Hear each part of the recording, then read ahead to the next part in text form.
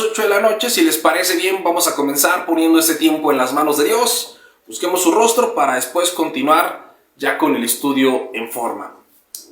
Bendito Dios, te doy gracias, Padre, por tu fidelidad, por tu misericordia, por esa paciencia que siempre tienes para con nosotros, porque eres realmente un Padre bueno, piadoso, misericordioso, que extiende su gracia y renueva sus misericordias cada mañana.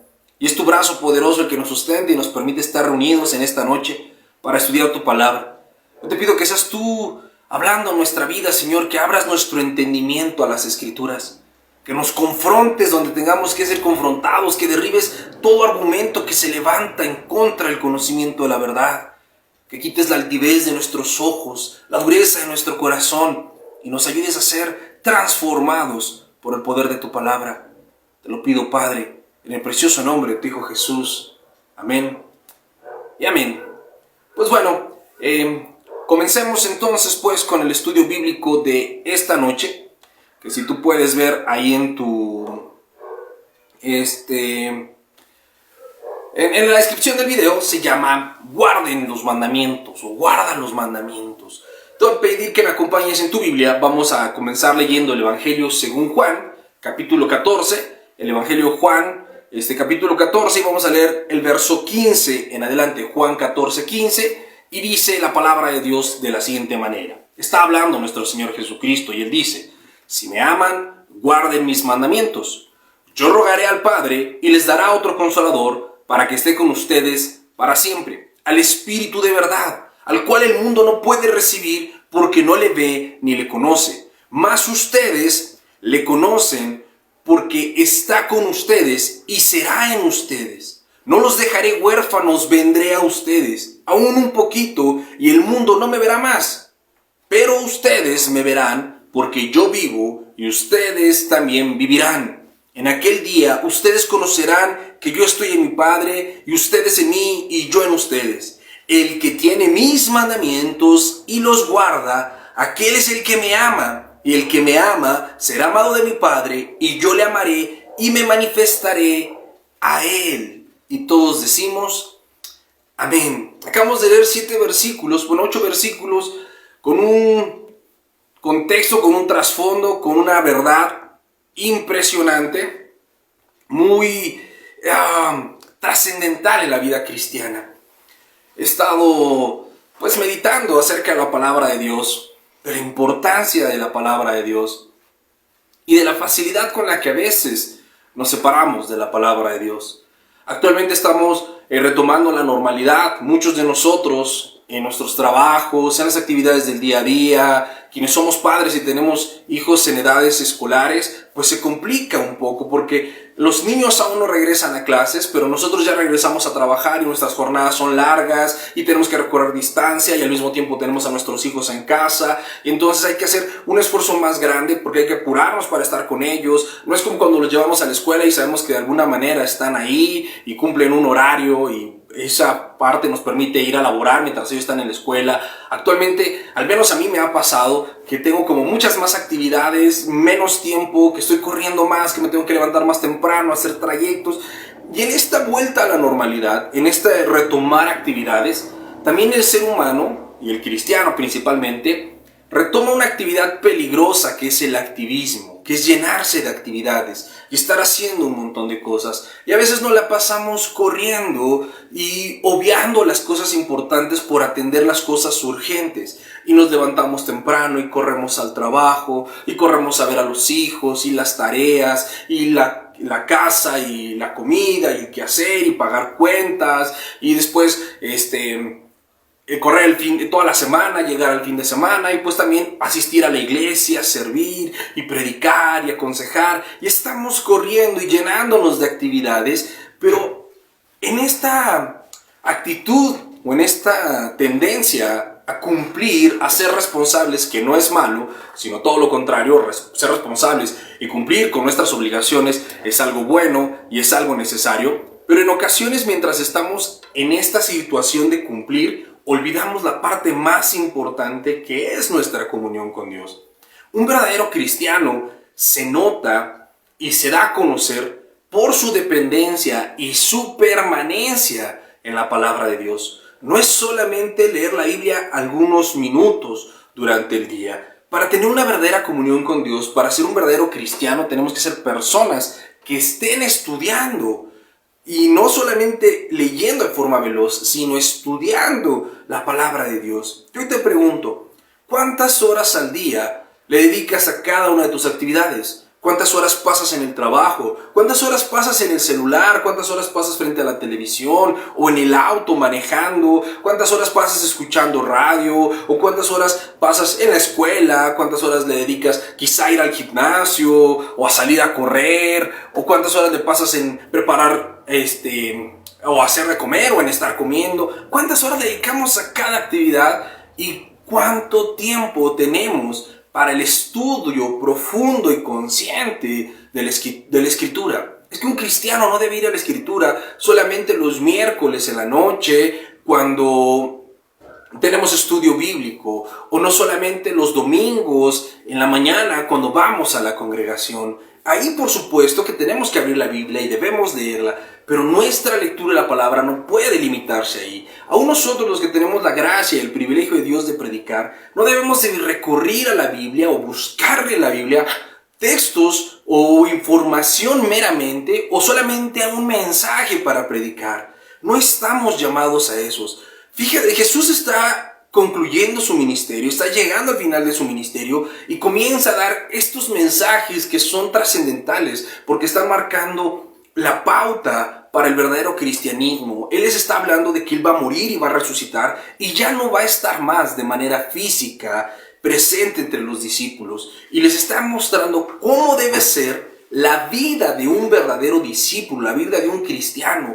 Y si ponemos atención, hay por lo menos dos elementos presentes aquí. Por un lado, la comunión con el Espíritu Santo, y por otro lado, la dependencia de las Escrituras. Vamos a volver a leer para que vean cómo están estas ideas presentes y nuestra responsabilidad de poder responder esta verdad y también de ser confrontados por la misma. Dice el verso 15, si me aman, guarden mis mandamientos. Jesús les está hablando que Él va a ir al cielo. Como les decía, ya no va a estar con ellos.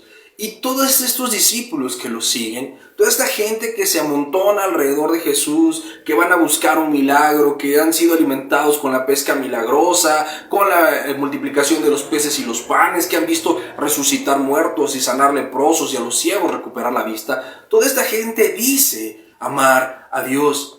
Pero Jesús les pone se me olvidó la palabra, una condición, una condicionante.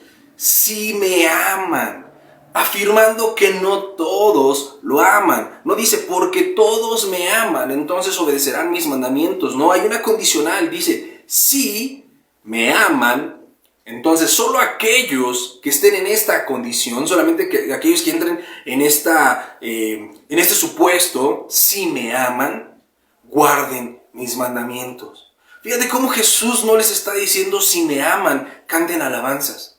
Jesús no les está diciendo, si me aman, oigan predicaciones. Y es que a veces como cristianos decimos un montón de veces amar a Dios. Y a través de las alabanzas y de las canciones, incluso los dichos de nuestra boca, decimos, es que yo amo a Dios, yo amo al Señor, yo soy cristiano, estoy enamorado de Dios, le debo todo a Dios. Y eso suena padrísimo, es una jerga maravillosa. Pero el problema es cuando ese dicho debe ser comprobado con hechos.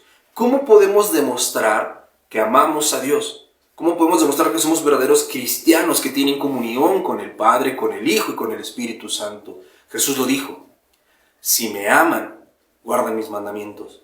En otras palabras, si son verdaderos creyentes, en otras palabras, si son verdaderos discípulos, en otras palabras, si son verdaderos cristianos. La evidencia de esto es guardar la palabra. Ahora pongámoslo al revés. Démosle un sentido de reversa a este versículo. Diría, si no me amas, no guardas mis mandamientos. Uno de los grandes problemas del cristianismo, mis amados, es la congruencia. El dar buen testimonio. Y dar buen testimonio no es igual a aparentar bien. Dar un buen testimonio no significa fingir o guardar las apariencias como muchas veces solemos hacer.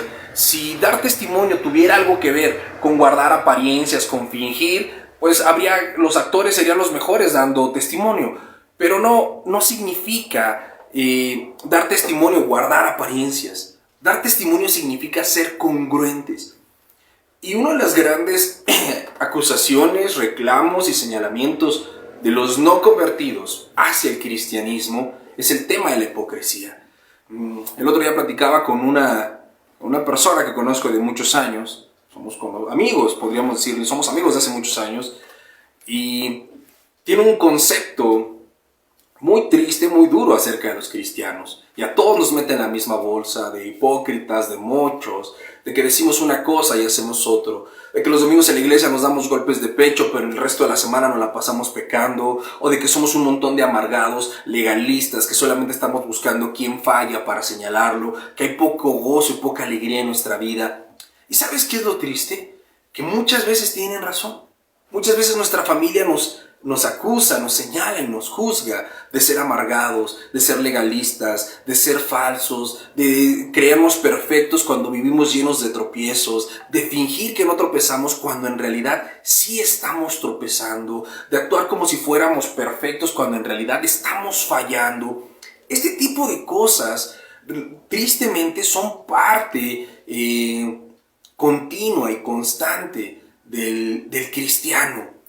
¿Por qué? Porque se aparta de la palabra de Dios. Fíjate cómo dice, si me aman, guarden mis mandamientos. Pero a veces como cristianos nos divorciamos de la palabra de Dios y creemos que podemos vivir una espiritualidad, que podemos tener una relación con Dios sin depender de su palabra, sin meditar en su palabra, sin guardar sus mandamientos. Y mis amados, guardar los mandamientos de Dios no significa tener una lista y estar diciendo un checklist que cumples y que no cumples. La ley se resume en dos cosas. Hay dos grandes mandamientos que son donde tenemos que tener nuestra mirada puesta. Número 1, amar a Dios por sobre todas las cosas. Número 2, amar a nuestro prójimo como nosotros mismos. Y en eso es donde fallamos principalmente. Después de que Jesús les dice a sus discípulos, si me aman, guarden mis mandamientos, Él empieza a hablar de lo que Él hace, de cómo es la comunión de Dios con un verdadero creyente. Fíjate lo que dice, yo rogaré al Padre y les daré otro consolador para que esté con ustedes para siempre, al Espíritu de verdad,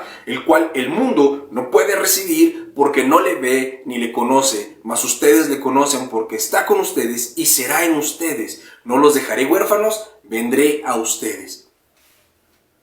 La permanencia en la palabra de Dios nos hace distintos al mundo.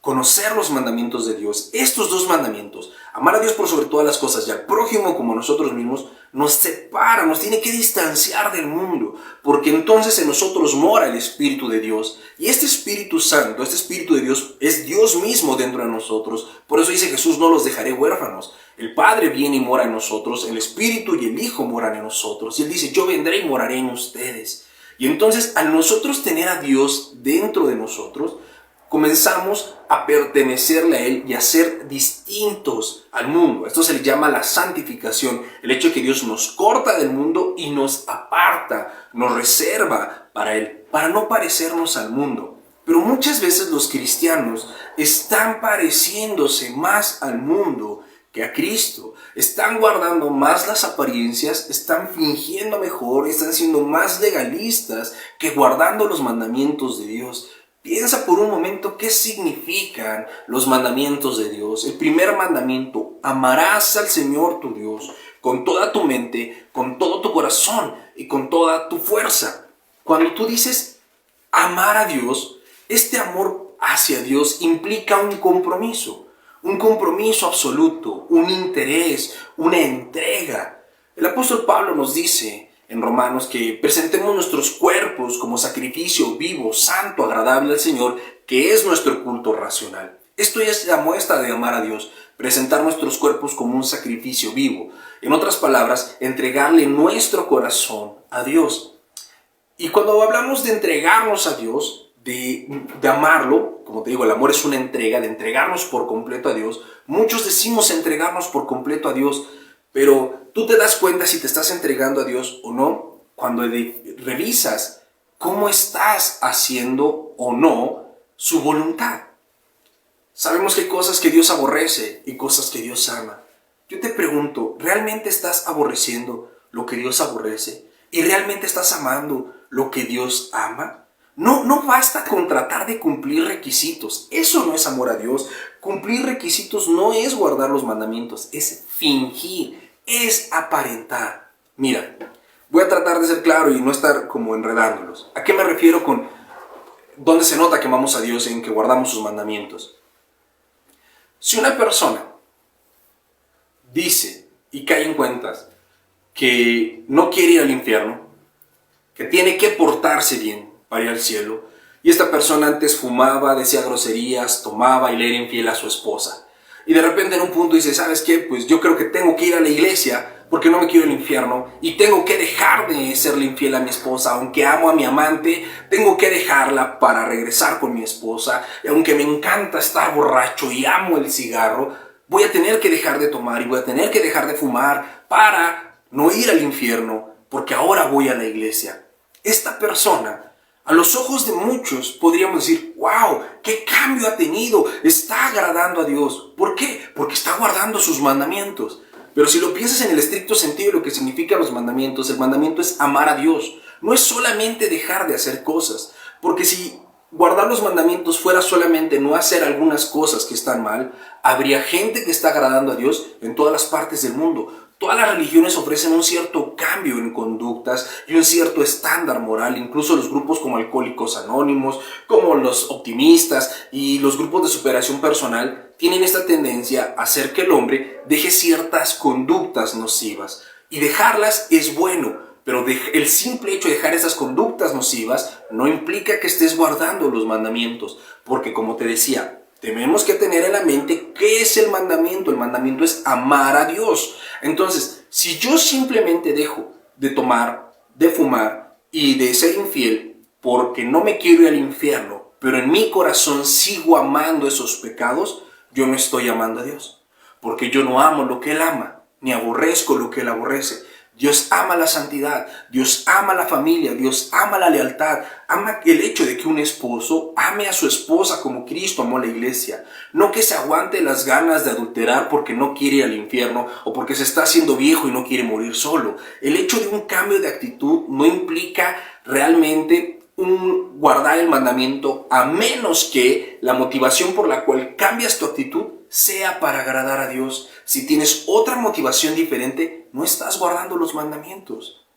Aún aquellos que defienden o dicen defender la verdad doctrinal, aquellos que se aferran a conocer la verdad y que están como buscando que su familia sea santa y no hagas esto y no digas aquello y ve a la iglesia y no escuches esa música y no veas esos programas y están buscando todo lo malo y mostrándole a su familia todo lo malo. Si no le están mostrando lo malo porque aman a Dios y porque quieren que su familia ame a Dios, y lo están haciendo realmente más porque tienen frustraciones ocultas, porque están enojados, porque tratan de tener el control, porque quieren guardar las apariencias, por el qué dirán. Si la motivación no es realmente agradar a Dios, si tu motivación no es cuánto amas a Dios, no importa qué tan correcta sea tu forma de ver la vida, no importa qué tan íntegra parezca tu estándar y tu lista de preceptos que debes hacer, no estás guardando los mandamientos porque la motivación no es glorificar a Dios, no es hacer su voluntad, porque estamos también olvidando cuál es el segundo mandamiento: amar al prójimo como a nosotros mismos. Pero a veces los cristianos se descuidan tanto de la palabra de Dios que se empiezan a convertir como el mundo y ya no tienen esta comunión con el Espíritu Santo y no están amando a su prójimo como a ellos mismos, sino que están tratando de censurarlo o de limitarlo y de cambiarlo para que puedan vivir vidas que a ellos les gustaría que vivieran y no vidas que Dios quiere que vivan, o porque ellos mismos están concibiendo y permitiéndose en su vida el pecado. Y una persona que no está dependiendo de la palabra de Dios, que no está buscando la palabra de Dios, que no está creciendo en el conocimiento de Dios, que no le muestra a Dios su amor por medio de su obediencia, alguien que no guarda los mandamientos porque ama a Dios, alguien que solamente guarda los mandamientos como un rito, como un requisito, como una conducta moral, es alguien que está perdido porque sigue teniendo una naturaleza caída. ¿Han escuchado el término, y lo dice la Biblia, lobos con piel de oveja? ¿Quién es un lobo con piel de oveja? Alguien que guarda ciertas conductas morales, alguien que tiene ciertos valores o estándares, e incluso alguien que se involucra en cierta forma en la espiritualidad, pero que su esencia, lo que hay en su corazón, es el pecado. Alguien que puede poner cara de piedad, pero en su corazón está odiando a alguien. Alguien que puede poner cara de amabilidad, pero en su corazón juzga a todos. Alguien que puede tener una apariencia de que es un gran esposo o que es una gran esposa, pero en su mente y en su corazón están codiciando a una mujer o un hombre que no es su cónyuge. Alguien que puede parecer que es un gran hijo, que es un gran cristiano, pero en su corazón deshonra a sus padres y se avergüenza de ellos y nunca los visita. Al final del día, mis amados, lo que determina realmente nuestra espiritualidad no son los actos superficiales, sino las motivaciones que llevan a tener estos actos. Yo tengo no solamente que aguantarme las ganas de pecar, yo tengo que aborrecer el pecado y huir del pecado. Y el pecado es una larga lista que lo hablamos el otro día, que está en Gálatas, las obras de la carne que son manifiestas. A esas cosas yo tengo que huir.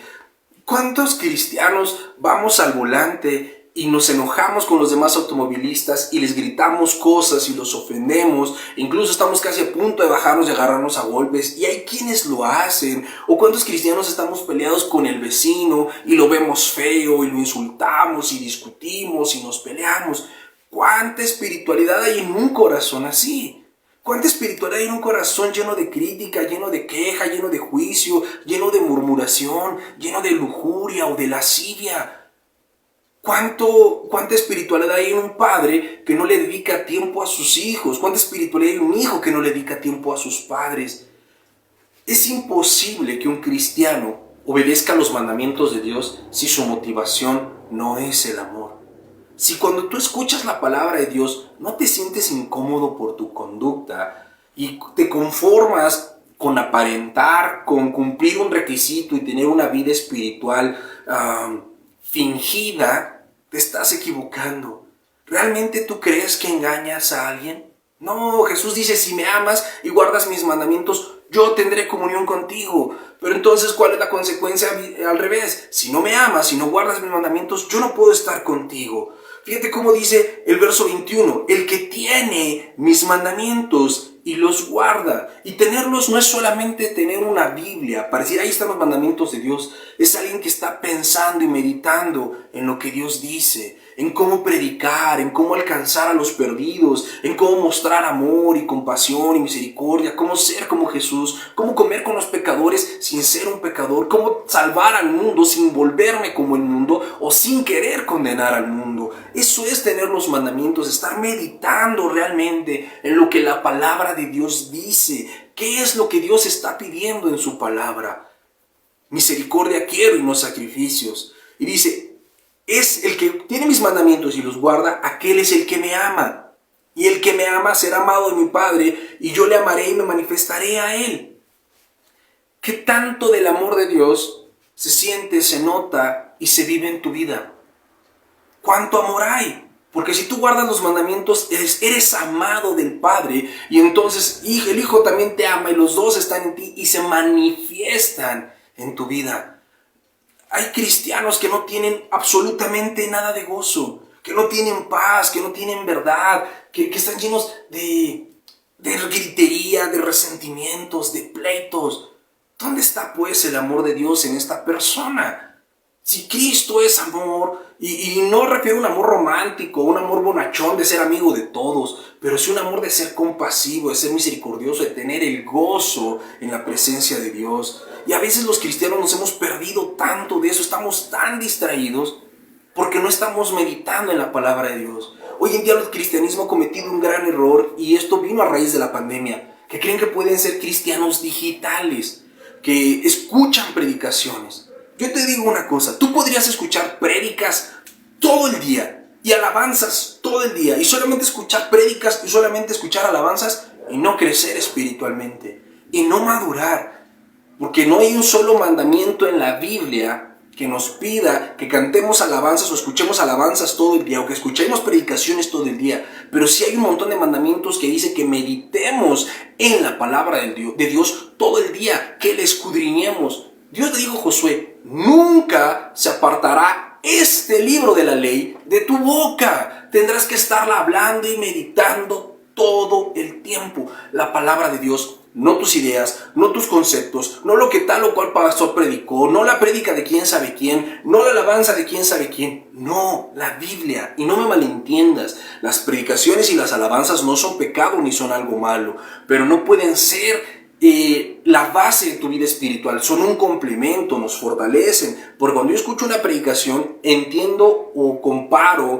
o crezco en el conocimiento de lo que yo ya leí. Pero si yo no estoy leyendo la Biblia, escuchar un montón de predicaciones no sustituye mi responsabilidad de meditar en la palabra de Dios, de estudiar la palabra de Dios y de profundizar en la palabra de Dios. Mirar predicaciones por internet no sustituye ni reemplaza el congregarme. Es un mandamiento. No se dejen de congregar. Si tú dices que amas a Dios y no te congregas, explícame a qué Dios amas. Al Dios del cual no guardas sus mandamientos, pues entonces no lo amas. Si tú no ofrendas, la ofrenda es un mandamiento. Si tú no ofrendas, explícame a qué Dios amas. Al Dios de tu corazón, al Dios de tu codicia, al Dios de tu comodidad. Si tú no predicas el evangelio, dime a qué Dios amas cuando hay un mandamiento de ir y hacer discípulos a todas las naciones. Si no estás predicándole a nadie, si no estás alcanzando a nadie, si no estás orando, que también es un mandamiento, orar en todo tiempo, hacer oraciones por todos los hombres, si no estás ayunando, que también es un mandamiento, si no estás leyendo la Biblia, que también es un mandamiento, explícame a qué Dios es al que amas,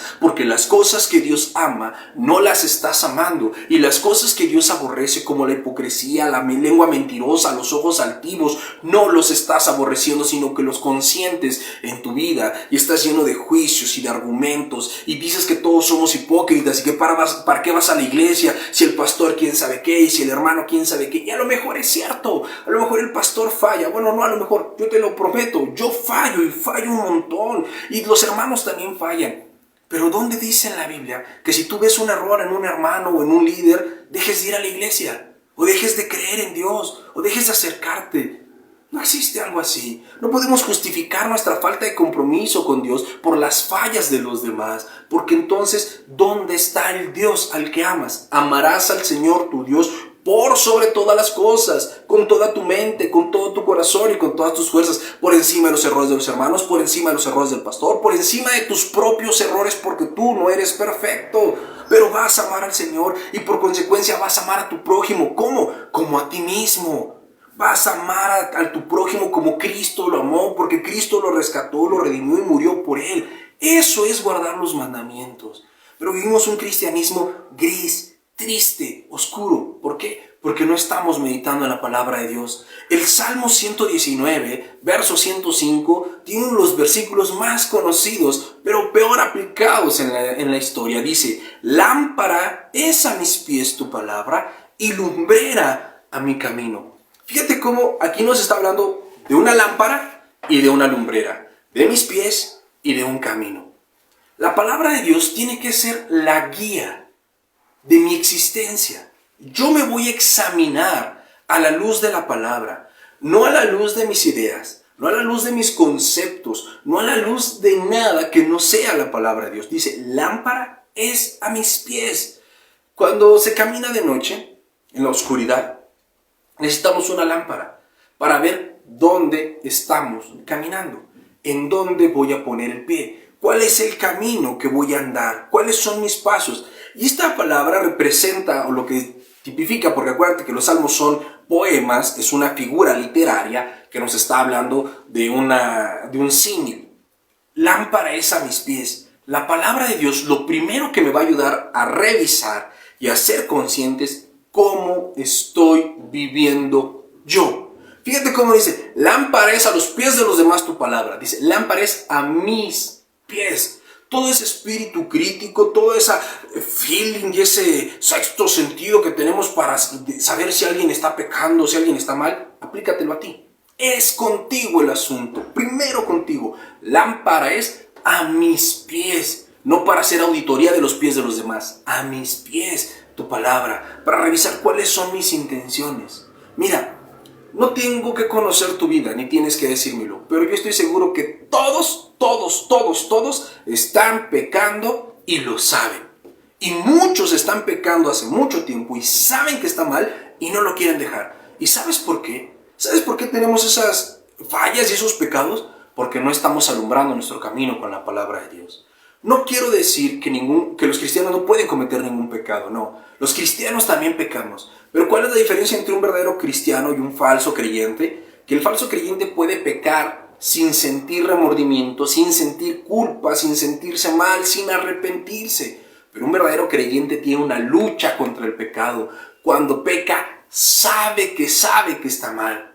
Yo no sé si te ha pasado, pero a mí me pasa. Yo fallo, yo peco y yo caigo. Y sería un mentiroso si te dijera que no. Pero me siento cucaracha. Cuando me doy cuenta que ya metí las patas, que ya me equivoqué, es decir, ¡ay! ¿Por qué? ¿Por qué lo hice? Y sentirme como sucio, como... hasta me da coraje conmigo mismo.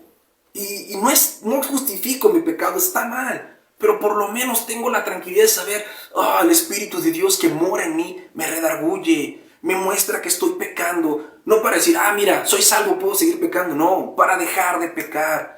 Un verdadero creyente lucha con su pecado, porque la palabra de Dios alumbra tus pasos, te muestra cuando pisaste en un lugar equivocado, te muestra un lugar peligroso para que lo evites o para que salgas de ahí. Para eso es la lámpara a mis pies, para revisar mi camino, mis intenciones, cómo estoy viviendo, en qué actitudes, prácticas o vicios he caído y no los he confesado y no me he arrepentido.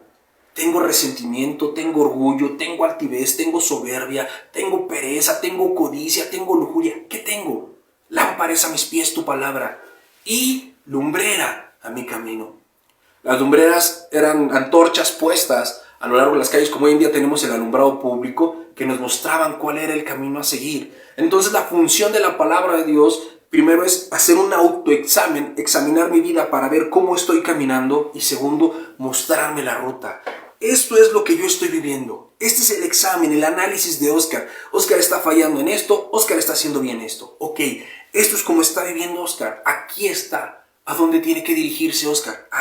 La palabra de Dios me marca el camino. Es por ahí, es por acá, es hacia allá. Esa es la lumbrera a mi camino. Por un lado, la introspección, el análisis, el autoexamen a la luz de la palabra para ver si me estoy comportando como un cristiano, si estoy amando a Dios por guardar sus mandamientos. Y segundo, me muestra hacia dónde dirigirme. ¿Cómo como cristiano que ama a Dios y guarda sus mandamientos tengo que conducirme? ¿A dónde tengo que ir? ¿A quién tengo que ir a predicar? ¿Qué es lo que sigue? En este crecimiento, en este caminar con Dios, ¿cuál es el siguiente paso? Ya me di cuenta que estoy pecando en esta área. ¿Qué sigue? ¿Cómo voy a superar este pecado? O ya me di cuenta que estoy haciendo bien algo. ¿Qué sigue? ¿Cómo voy a hacerlo mejor? ¿Cuál es el llamado que Dios tiene para mí? Y todo eso se encuentra en la palabra de Dios. Cuando yo amo a Jesús, me estoy esforzando por conocer cada vez más su palabra y por ponerla en práctica.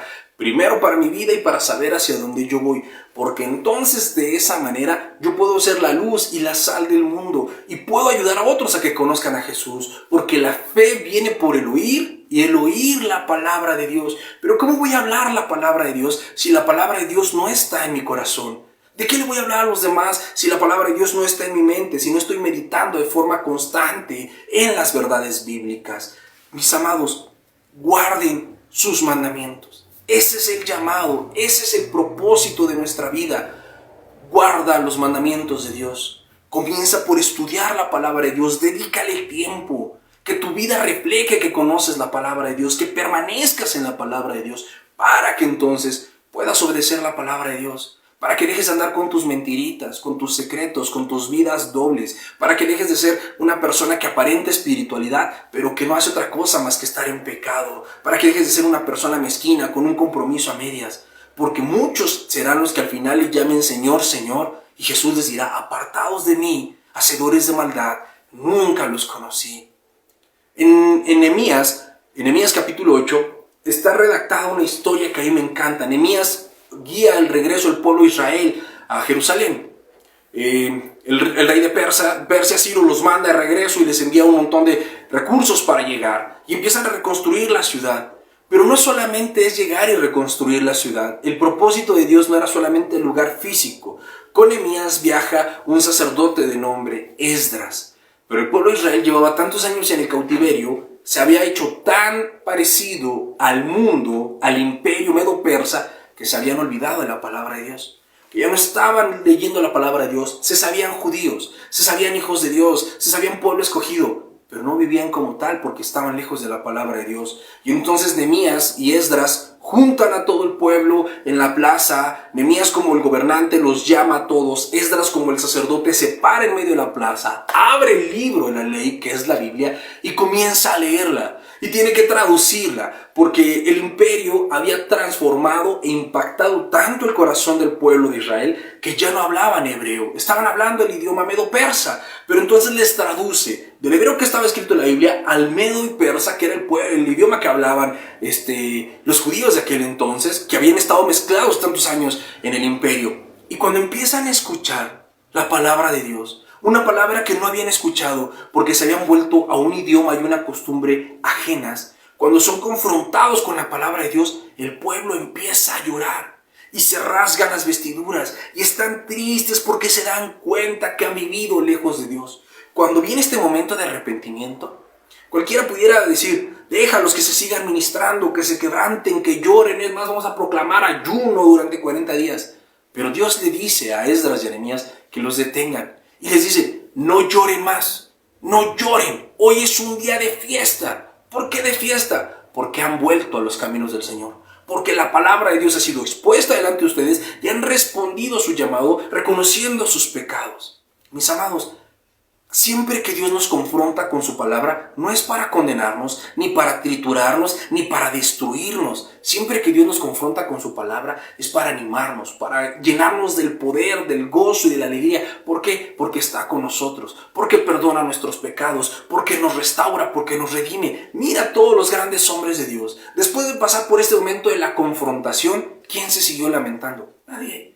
Ni siquiera el rey David, que estuvo ayunando y llorando por el niño porque se iba a morir, estaba ahí y dijo: mientras callé envejecieron mis huesos. Pero cuando él clama a Dios y hay una respuesta de Dios, ¿qué hace inmediatamente David? Se levanta, se baña y sale a recibir un banquete. ¿Por qué? Al final del día, esto es lo que produce la palabra de Dios en el cristiano. Un gozo sumo, un gran gozo. ¿Por qué? Porque sabemos que mientras alineemos nuestra vida a la palabra de Dios producirá tristeza para arrepentimiento. Pero cuando nos hemos arrepentido, recibimos el perdón de los pecados. ¿Qué acto es más grande y más especial? ¿Y qué regalo es más maravilloso que el perdón de los pecados? Dice la Biblia: bienaventurado el varón aquel cuyo Jehová no culpa de pecado y lo toma por inocente. Entonces, no hay motivo de mayor alegría y gozo que un pecador se arrepienta y reciba perdón. Tener paz para con Dios y con los hombres. Esto es lo que hace la palabra de Dios. La palabra de Dios nos transforma porque nos confronta, porque nos muestra en que estamos mal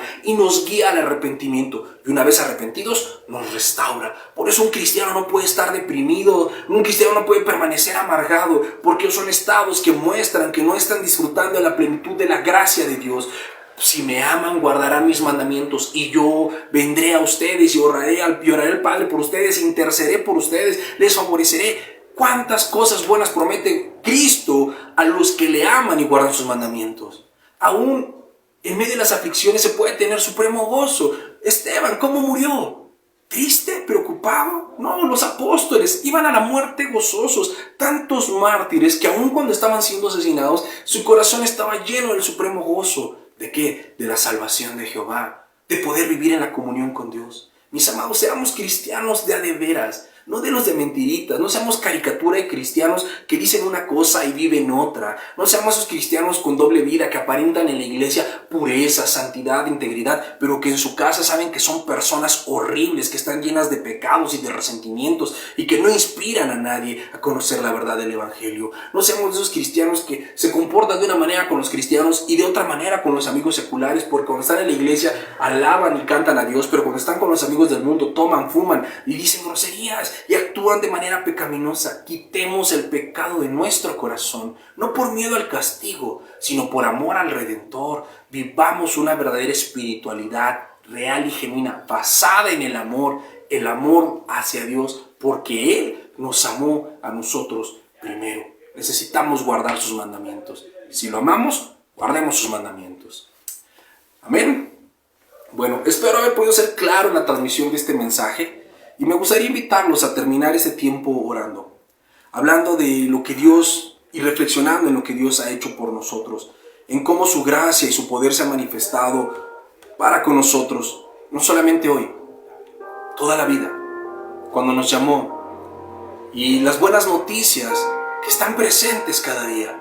Su palabra trae consuelo, trae fortaleza, nos limpia, nos lava, nos redime, no nos condena ni nos destruye, al contrario, nos restaura, perdona nuestros pecados, los borra y los olvida, y nos da paz para con Dios y paz para con los hombres. Si lo amamos y guardamos sus mandamientos, Él nos amará, no nos va a dejar solos, Él va a rogar al Padre por nosotros.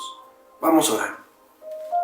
Amado Dios, yo te pido perdón por mis pecados, por todo aquello que en mi vida hay que no corresponde a tu palabra, por aquellos pecados que no he odiado, sino que he estado amando, esas prácticas que me alejan de ti, el confort, la pasividad, la tibieza espiritual, la falta de pasión y de obediencia a tu palabra, que no me congrego, que no oro, que no estudio tu palabra, que no me arrepiento de mis pecados, que no me examino a mí mismo, que no perdono a los que me ofenden, que no estoy lleno de gozo por tu salvación.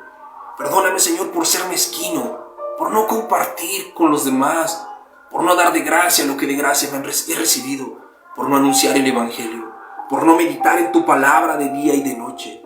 Perdóname, Padre, por causar división, pleitos. Perdóname, Señor, por ser áspero, por no ser un buen cónyuge, un buen padre, un buen hijo, un buen hermano. Perdóname, Padre, porque me ha faltado amor por ti para guardar tus mandamientos, porque no me he entregado por completo, porque sigo luchando. Perdona mis pecados, Señor, y lávame y límpiame en esta noche. Ayúdame, Dios, a poder obedecer tus mandamientos, no por miedo al castigo, no por cumplir una conducta moral, no por el miedo al que dirán.